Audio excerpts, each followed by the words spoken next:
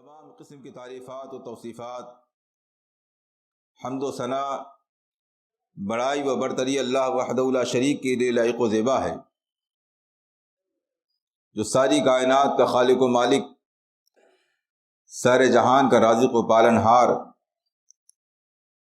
ساری کائنات کے نظام کو چلانے والا اور ساری کائنات کا تنہا معبود حقیقی ہے۔ اللہ رب العالمین کی حمد و ثنا کے بعد بے شمار رحمتیں، برکتیں، نوازشیں و درود و سلام نازل ہوں اللہ رب العالمین کے بھیجے ہوئے تمام انبیاء اور رسول پر، خاص طور سے ہمارے اور آپ کے نبی و رسول جناب محمد رسول اللہ صلی اللہ علیہ وسلم پر، آپ کے آل و اصحاب، آپ کے ازواج مطہرات اور قیامت تک صحیح معنوں میں آپ کے اتباع کرنے والے لوگوں پر، آمین۔ محترم سامعین،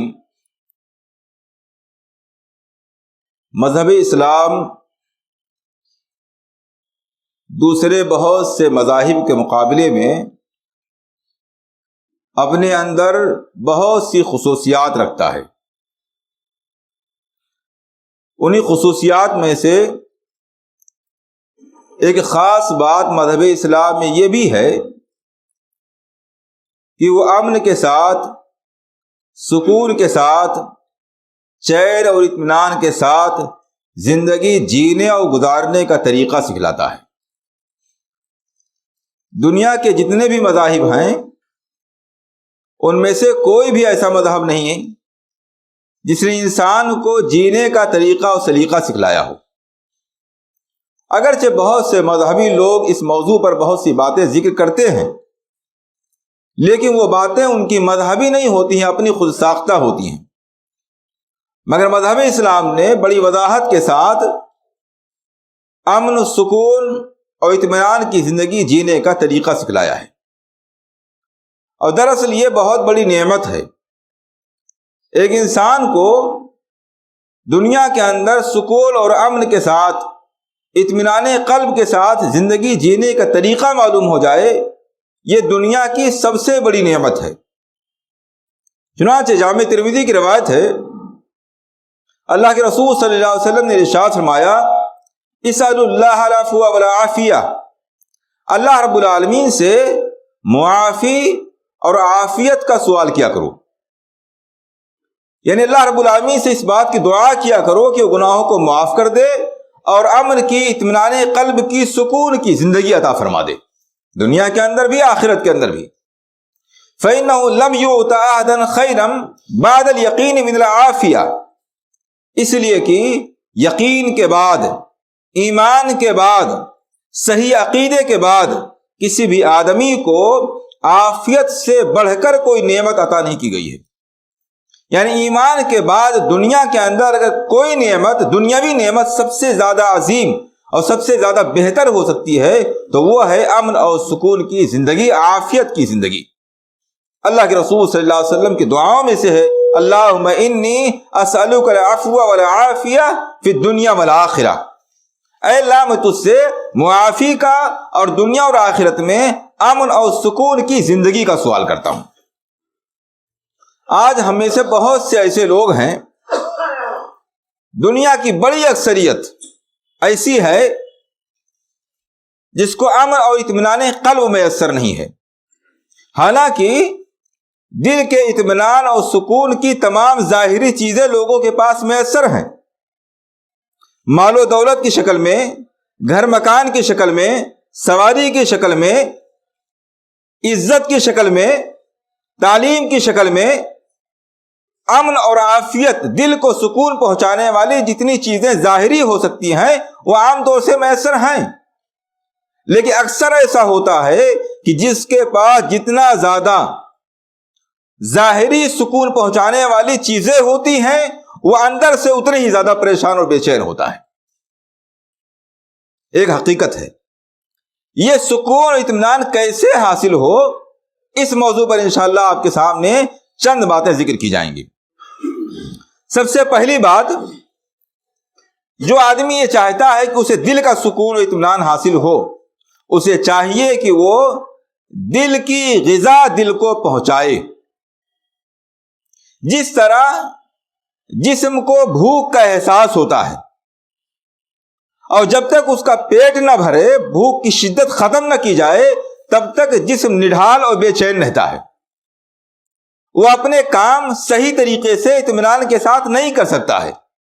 ایسے ہی روح کی دل کی ایک غذا ہے، وہ غذا جب تک اسے نہیں ملے گی تب تک وہ بے چینی اور بے اطمینانی کی کیفیت میں رہے گا، اگرچہ بظاہر کتنا ہی اس کو اچھا اور خوشنما کیوں نہ بنا لیا جائے۔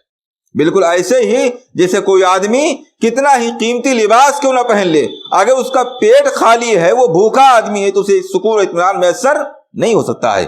ایسے ہی دل اگر خالی ہے، دل کو دل کی غذا اور روح کی غذا نہیں مل رہی ہے، تو ظاہری چمک دمک کی آرائش کی کتنی ہی چیزیں اس کو دے دی جائیں، اس سے دل کو اطمینان نہیں مل سکتا ہے۔ روح کی غذا کیا ہے؟ اللہ رب العالمین نے قرآن کریم میں فرمایا، الا بذکر اللہ تطمئن القلوب، سنو، یقین رکھو، اللہ رب العالمین کے ذکر سے دلوں کو اطمینان میسر ہوتا ہے۔ دل کا یا روح کی غذا کیا ہے؟ اللہ کا ذکر۔ اللہ کا ذکر جب تک وہ نہ کر لے، اللہ کے ذکر سے اس کو جب تک آباد نہ کر دیا جائے، تب تک اسے سکون اور اطمینان میسر نہیں ہو سکتا ہے، یوں ہی بے چینی کی کیفیت میں رہے گا۔ ضروری ہے کہ روح کی غذا روح کو دی جائے، اور وہ ہے اللہ کا ذکر۔ الا بذکر اللہ تطمئن القلوب۔ ذکر عربی زبان کا لفظ ہے جس کے معنی ہوتے ہیں یاد کرنا۔ ذکر کی دو قسمیں ہیں، ایک عام ذکر، ایک خاص ذکر۔ عام ذکر سے مراد یہ ہے کہ اللہ رب العالمین کی رضا کے لیے رسول اللہ صلی اللہ علیہ وسلم کے بتلائے ہوئے طریقے پر جو کام بھی کیا جائے وہ سب ذکر ہے۔ وہ نماز، روزہ، حج، زکوٰۃ عبادات کی شکل میں ہو، تجارت کی شکل میں ہو، معاملات کی شکل میں ہو، یہاں تک کہ اگر کوئی آدمی رسول اللہ صلی اللہ علیہ وسلم کے بتلائے ہوئے طریقے سے سوتا ہے تو یہ سونا بھی اس کے لیے ذکر ہے، یہ عام ذکر ہے۔ رسول اللہ صلی اللہ علیہ وسلم کے بتلائے ہوئے طریقے کے مطابق زندگی گزاری جائے، یہ پوری زندگی ذکر والی زندگی ہوگی۔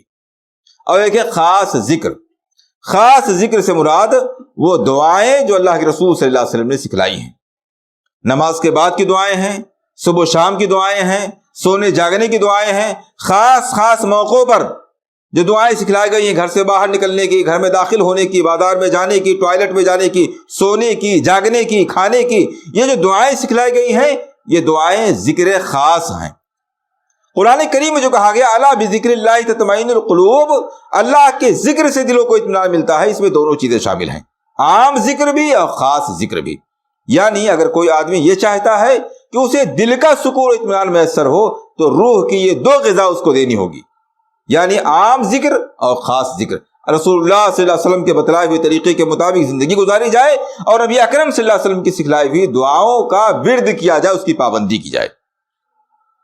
دل کو اطمینان پہنچانے والی یہ پہلی چیز ہے۔ دوسری چیز، تقدیر پر ایمان۔ تقدیر پر ایمان خوشی میں بے قابو ہونے سے اور غم کی حالت میں نڈھال ہو جانے سے بچانے والی چیزوں میں سے سب سے بڑی چیز ہے۔ خوشی میں بے قابو ہو جانے سے بچانے والی چیز اور غم میں نڈھال ہو جانے سے بچانے والی چیزوں میں سے تقدیر پر ایمان سب سے زیادہ مضبوط اور بنیادی چیز ہے۔ تقدیر کیا ہے؟ رسول اکرم صلی اللہ علیہ وسلم ارشاد فرماتے ہیں، اول ما خلق اللہ القلم، اللہ رب العالمین نے سب سے پہلے قلم کو پیدا فرمایا۔ اس سے کہا اکتب، اے قلم تو لکھ۔ اس نے کہا وماذا اکتب، اے اللہ رب العالمین میں کیا لکھوں؟ اللہ رب العالمین نے فرمایا اکتب ما ہوا کائن، جو کچھ بھی ہونے والا ہے سب تو لکھ دے۔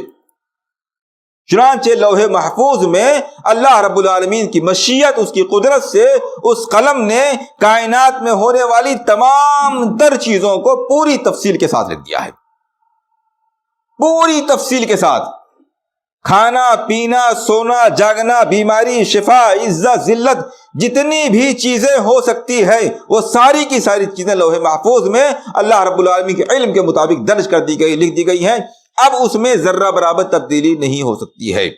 اللہ رب العالمین قرآن کریم میں فرماتا ہے وَمَا يَعْزُبُ عَنْ رَبِّهِ مِن مِّثْقَالَ ذَرَّةٍ فِي السَّمَاءِ وَلَا فِي الْأَرْضِ، اللہ رب العالمین کے علم سے نہ تو آسمان میں کوئی چیز نہ زمین میں کوئی چیز ذرہ کے برابر بھی پوشیدہ نہیں ہے. ولا اصغر من ذلك ولا اکبر الا فی کتاب مبین، اور ذرے سے بڑی چیز بھی اور ذرے سے چھوٹی چیز بھی کتاب مبین میں یعنی لوح محفوظ میں لکھ دی گئی ہے.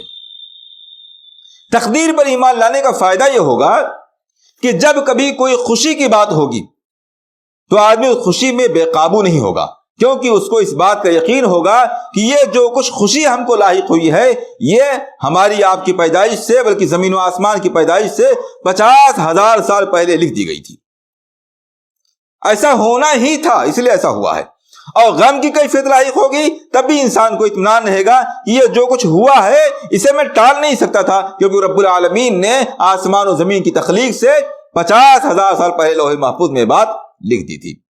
اب اس کا نتیجہ یہ نکلے گا کہ دونوں حالتوں میں، خوشی کی حالت میں بھی اور غم کی حالت میں بھی، دل کو ایک اطمینان اور سکون رہے گا کہ وہ ہوا جو ہونا تھا جسے ٹالا نہیں جا سکتا تھا. اللہ کے رسول صلی اللہ علیہ وسلم فرمایا رفعت الاقلام وجفت الصحف، قلم کو اٹھا لیا گیا ہے اور وہ صحیفے جس میں لکھے جا رہے ہیں وہ سارے صحیفے سوکھ چکے ہیں، یعنی اب اس میں تبدیلی کی کوئی گنجائش نہیں ہے. تو دل کو اطمینان اور سکون پہنچانے والی دوسری چیز یہ ہے کہ آدمی کا تقدیر پر مکمل یقین اور ایمان ہونا چاہیے. تیسری چیز، اللہ رب العالمین کے فیصلے پر ایک آدمی راضی ہو. اللہ رب العالمین نے جو کچھ بھی ہمارے سلسلے میں فیصلہ کیا ہے وہ بظاہر دیکھنے میں ہم کو اچھا لگے، برا لگے، کم لگے، زیادہ لگے، جیسا بھی لگے، اس فیصلے پر ایک انسان راضی ہو. اسی لیے ہم کو اور آپ کو اذان کے بعد دعا سکھلائی گئی ہے، رضیت باللہ ربا وبالاسلام دینا وبمحمد رسولا. میں اللہ رب العالمین سے راضی ہوں رب ہونے کے اعتبار سے، ہمارا رب ہے، ہم اس سے راضی ہیں، ہم کو جیسے چاہے رکھے. وبالاسلام دینا، اور مذہب اسلام سے ہم راضی ہیں، جو بھی مذہب اسلام کا حکم ہوگا ہم اس کو فالو کریں گے. وبمحمد رسولا، اور محمد صلی اللہ علیہ وسلم سے رسول ہونے کے اعتبار سے راضی ہیں.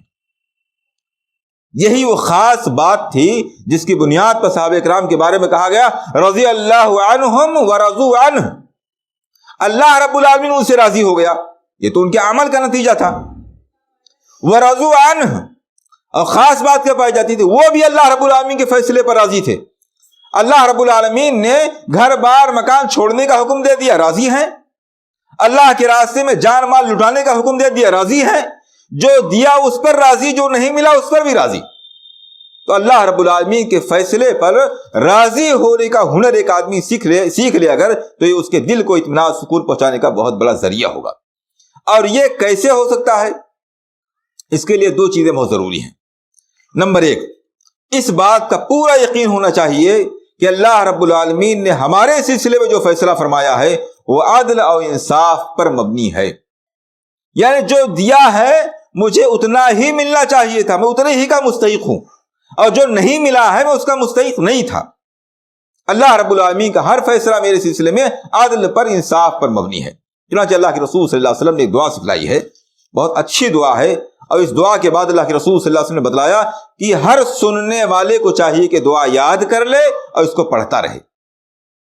اللہم انا عبدک وابن عبدک وابن امتک، اے اللہ میں تیرا بندہ ہوں، تیرے بندے کا بندہ ہوں، یعنی میرا باپ بھی تیرا بندہ، وابن امتک، اور تیری بندی کا میں بیٹا ہوں، وابن امتک یعنی اپنی والدہ کا میں بیٹا ہوں، ناصیتی بیدک، میری پیشانی تیرے ہاتھ میں ہے، میں تیرے قابو میں، تیرے اختیار میں ہوں، ماضٍ فی حکمک، میرے سلسلے میں صرف تیرا ہی فیصلہ چلنے والا ہے، جو تو چاہے گا وہی ہوگا، میری کوشش سے، میری تمنا سے، میری چاہت سے کچھ ہونے والا نہیں، اور نہ کائنات کی کوئی چیز میرے سلسلے میں کوئی فیصلہ کر سکتی ہے.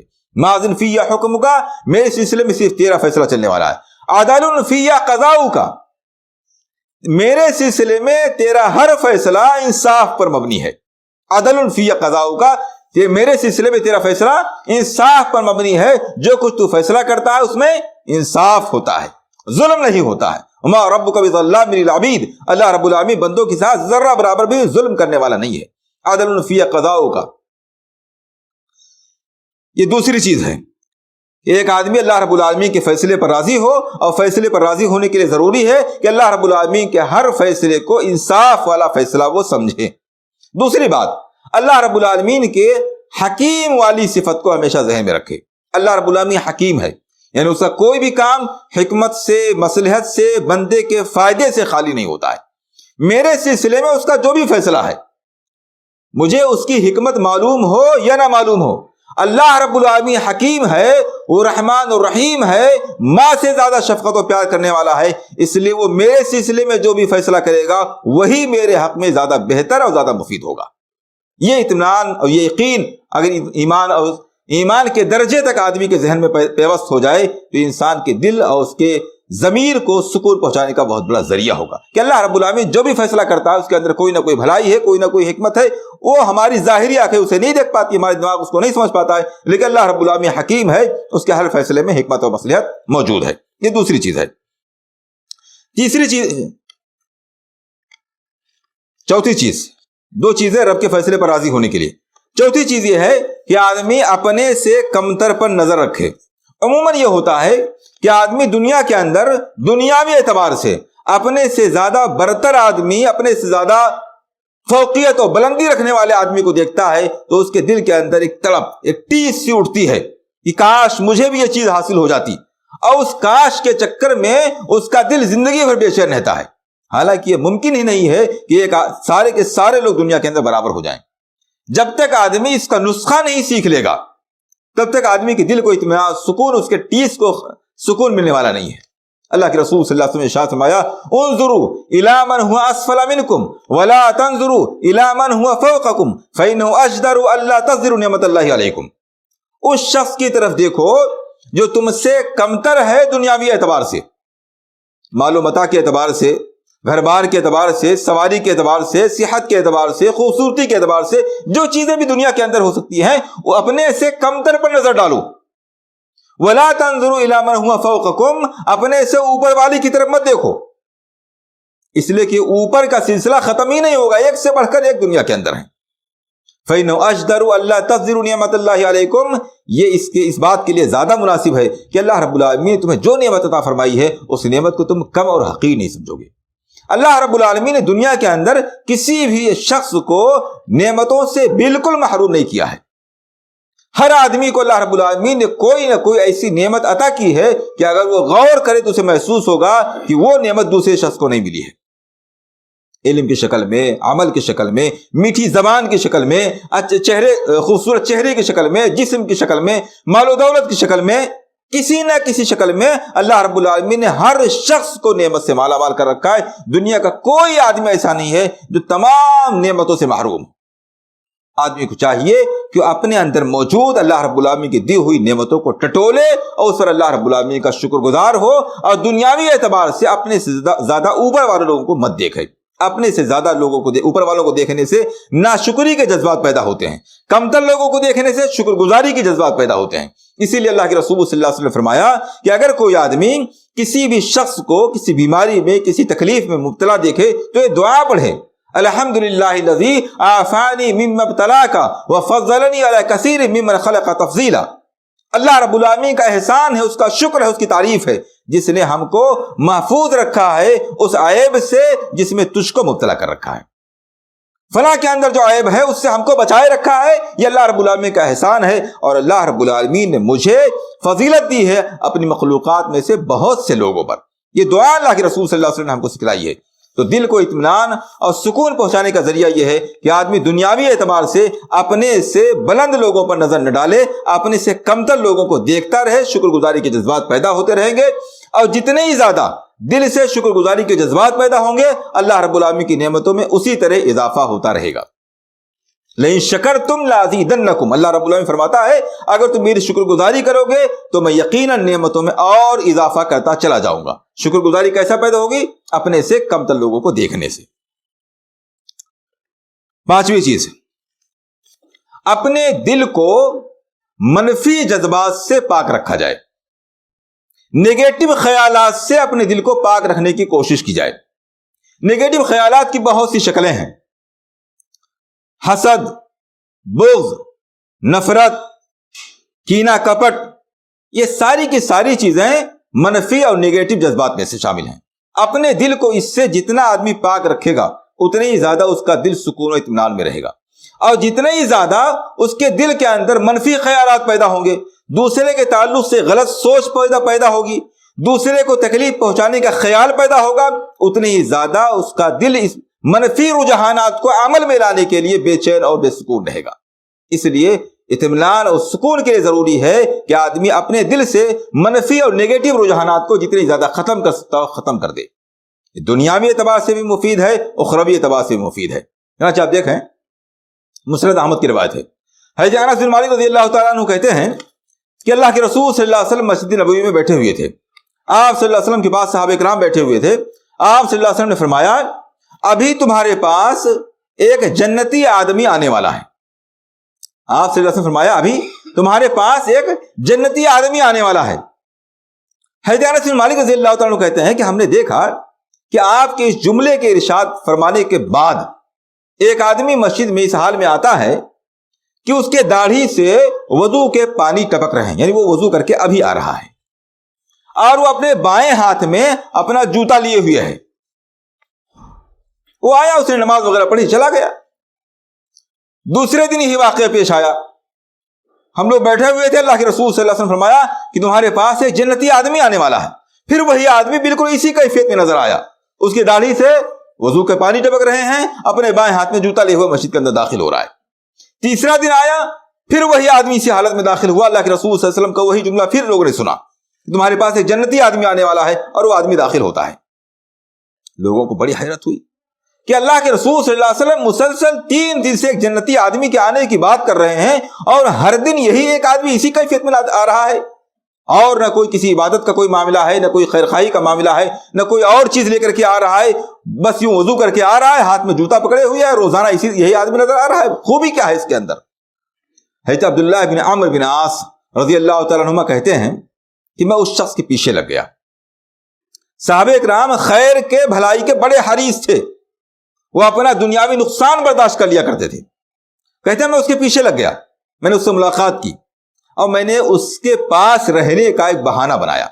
میں نے اس سے کہا دیکھو بھائی، ہمارے والد صاحب سے ہماری تھوڑی بحث ہو گئی ہے، اور ہم نے قسم کھا لیا ہے کہ میں 3 دن تک اپنے والد سے ملاقات نہیں کروں گا، ان کے پاس نہیں جاؤں گا۔ میری آپ سے گزارش ہے کہ آپ ہمیں 3 دن تک اپنے یہاں پناہ دے دیجئے، اپنے گھر میں رہنے کا ہمیں موقع دے دیجئے، کیونکہ ہمارے والد صاحب سے ہماری کچھ لڑائی چل رہی ہے، میں ان کے پاس جانا نہیں چاہتا، ہم نے قسم کھا رکھی۔ اس نے کہا ٹھیک ہے بھائی، کوئی بات نہیں، ہمارے یہاں 3 دن رہ لیجیے آپ۔ حضرت عبداللہ بن عمرو بن عاص رضی اللہ تعالیٰ عنہ کہتے ہیں کہ میں اس کے پاس ہی سوتا تھا، اور اس کے اعمال پر بڑی کڑی نظر رکھتا تھا کہ آخر وہ کرتا کیا ہے جس کی بنیاد پر اللہ کے رسول صلی اللہ علیہ وسلم نے 3 دن تک اس کے بارے میں جنت کی بشارت سنائی ہے۔ کہتے ہیں ہم نے کچھ دیکھا ہی نہیں، نہ اس رات کو قیام کر رہا ہے، نہ کوئی اور ایکسٹرا زائد عبادت کر رہا ہے، بس اتنی سی بات نظر آتی ہے کہ رات کو جب بھی وہ کروٹ بدلتا ہے، اس کی آنکھ کھلتی ہے تو اللہ تعالیٰ کا ذکر کرتا ہے، سو جاتا ہے، الحمدللہ، سبحان اللہ، اللہ اکبر، اس طرح کے الفاظ اس کے منہ سے نکلتے ہیں، اور وہ سوتا رہتا ہے، فجر کی نماز میں جاگتا ہے، یعنی رات بھر کوئی عبادت نہیں کرتا ہے۔ بڑی حیرت ہوئی ان کو، 3 دن اسی حالت میں گزر گئے۔ 3 دن پورے ہو گئے تو میں وہاں سے جانے لگا۔ میں نے اس سے کہا دیکھو بھائی، یہ جو ہم نے آپ سے کہا تھا کہ ہمارے والد سے ہماری لڑائی ہو گئی ہے، یہ ایک بہانہ تھا۔ پھر وہ واقعہ پورا بیان کیا کہ اللہ کے رسول صلی اللہ علیہ وسلم نے 3 دن تک یہ جملہ بیان فرمایا تھا، اور تینوں دن آپ ہی نظر آئے تھے۔ میں اس بہانے سے آپ کے پاس رکنا چاہتا تھا تاکہ میں دیکھوں کہ آخر آپ کا وہ عمل کون سا جس کی بنیاد پر اللہ کے رسول صلی اللہ علیہ وسلم نے یہ بات بیان فرمائی ہے۔ اس نے کہا بھائی جو کچھ عمل تھا وہ آپ کے سامنے ہے، ہمارا کوئی زائد عمل نہیں ہے۔ حضرت عبداللہ بن عمرو بن عاص کہتے ہیں میں جانے لگا، تھوڑا آگے بڑھا تو اس نے بلایا، اس نے کہا دیکھو یہ ایک بات ہمیں یاد آ رہی ہے، ہو سکتا ہے شاید یہی عمل ہو۔ کیا؟ کہا میں کوئی بڑی عبادت تو نہیں کرتا ہوں، البتہ میرے دل میں کسی بھی مسلمان کے تعلق سے کوئی کینہ، کپٹ، نفرت، حسد، بغض ایسی کوئی چیز نہیں ہے۔ اپنے تمام مسلمان بھائیوں کے تعلق سے میرا دل صاف اور پاک ہے۔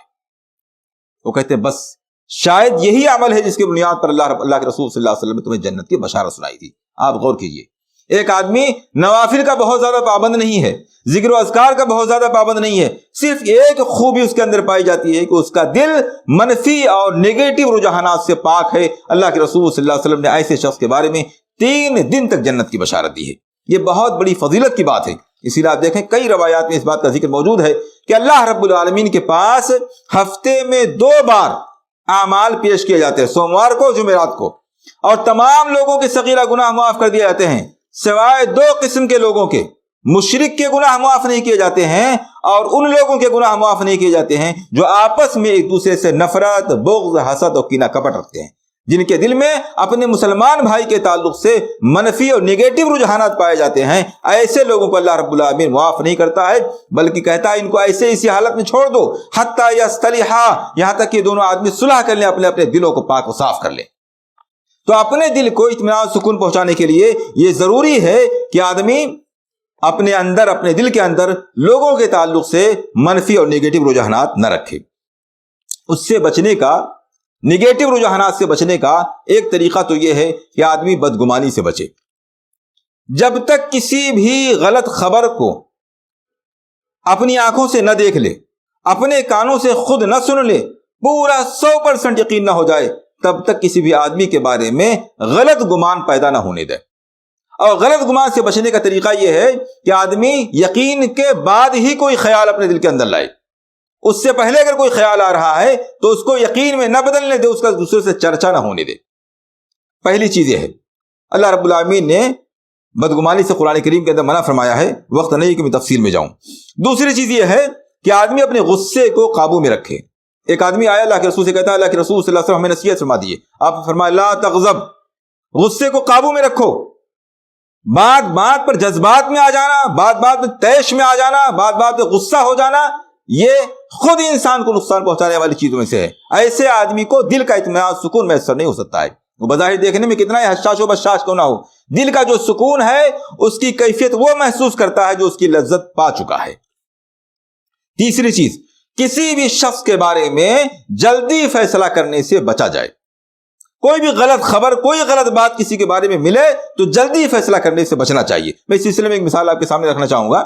اللہ کے رسول صلی اللہ علیہ وسلم کا انتقال ہو جاتا ہے، صحابہ کرام غم کی حالت میں ہیں. حضرت عثمان رضی اللہ تعالیٰ عنہ اپنے گھر کے باہر دروازے پر بیٹھے ہوئے ہیں. حضرت عمر رضی اللہ تعالیٰ عنہ کا وہاں سے گزر ہوتا ہے، وہ سلام کرتے ہیں. حضرت عثمان رضی اللہ تعالیٰ عنہ نے سلام کا جواب نہیں دیا. حضرت عمر رضی اللہ تعالیٰ عنہ کو بڑا تعجب ہوا کہ میں نے عثمان رضی اللہ تعالیٰ عنہ سے سلام کیا، خیر خیریت پوچھنا، بلانا بٹھانا تو دور کی بات، سلام کا جواب تک نہیں دیا، ایسا کبھی نہیں ہوا.